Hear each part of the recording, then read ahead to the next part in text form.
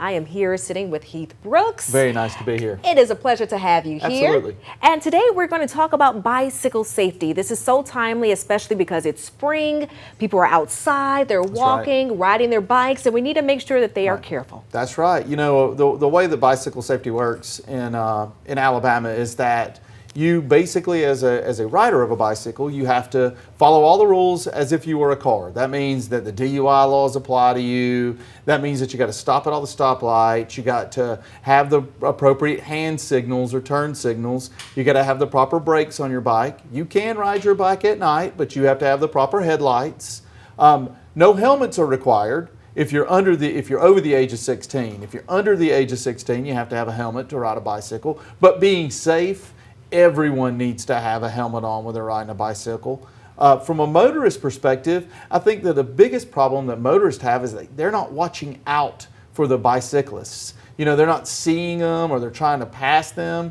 It's the same rules apply for a motorist trying to pass a bicycle. And if you're on a road that is over the speed limit of 45, you've got to give a bicyclist 3 feet of space so that everybody's safe. I'm glad you said that, because especially being up here, our station is located on the mountain. Right. We see a lot of them just come and pop up, and then I see people going around it. That's right.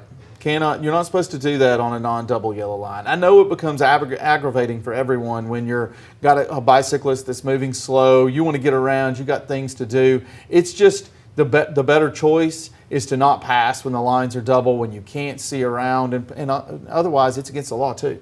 So in terms of these incidents and accidents that typically happen, how hard is it to prove a case in terms of the bicyclists on that end? Well, you know, it's any time in the state of Alabama, you have a burden of proof if you're the plaintiff. In other words, if a motorcycle or a bicyclist gets hit by another motorist, then that bicyclist is injured, has to prove that the person driving the vehicle was actually negligent, meaning they didn't utilize reasonable care. And then they violated a statute. Maybe they passed in the wrong spot. Maybe the motorcyclist or the motorcyclist or the car didn't stop at a stop sign or stop at a stoplight. So those are all the things that the bicyclist has to prove. But you know, if the motorist wants to say that the bicyclist was responsible, then the bicyclist could be considered what's called contributory negligent. And in Alabama, if you contributed all to your injury at all, 0.01%, then you are responsible and you cannot recover a penny. No. That's right. Why is this? I mean, you know, it's one of those weird quirks of Alabama law. The state of Alabama is one of only 2 states, and the only state like it that has an actual true contributory negligent law, which means if I'm driving down the road at 57 miles an hour in a 55 mile an hour zone and somebody runs a stop sign and pulls out in front of me, then I may be considered contributory negligent because I am driving at a speed in excess of the speed limit. So if you have a situation like that, don't talk to an insurance company. Don't give a recorded statement to an insurance company that you were speeding, because what's going to happen is your claim is going to get denied. oh my goodness. Yep. Okay, you heard that right here. That's right.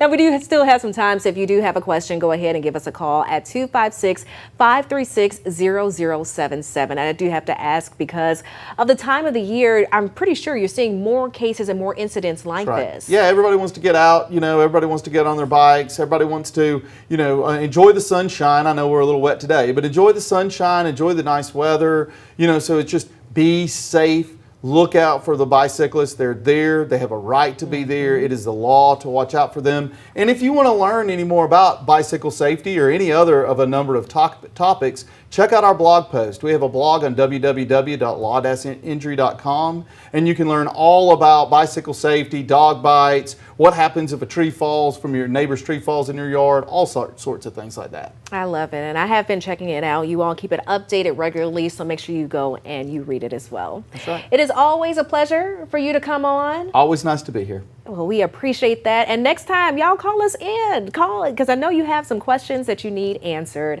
So I want to thank you again, Heath, for giving us, for stopping by. And if you have any questions, you can go ahead and reach them directly at Timberlake, League, and Brooks. But make sure you